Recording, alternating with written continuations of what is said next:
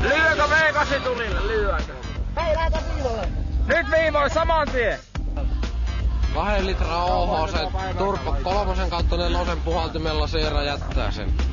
Sitten kun vakio kossulla, kato kun ruuvataan sitä vähän, niin se lähtee näin. Ei nyt ruveta höpööttämään, lähdetään. Ja jää. Valitettavasti me ollaan jo eellä. Lyökö V8 tulille? 6,4 sekuntia vakio kossu. 204 heppaa, 16 venttillinen turbo Intel 6. Aivan vakio. Mikä on mylly? 4 litrainen V8. Paljonko siitä lähtee? Joku 300 heppanen, joku semmonen kevyt vuoro. 2 litran turbo, 16 venttillinen Intel 6. Nyt näkee vaan kättä. 6,4.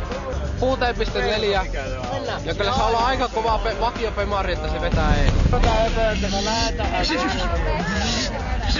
Ja jää. Valitettavasti me ollaan jo eellä. Vakio Femma 3,6 litrasella vetää 6,2 sekuntia. Ja jää. Valitettavasti me ollaan jo eellä. Ja jää. 6,2. Monenko litran kone on? 3,6. Vappaari. 2 litran 16 venttillinen turbo. Sit kun vielä siihen hyrskytin vielä tän kylkeen, niin Ohi kai te tulla sen kuuluu vaan hyrskyt.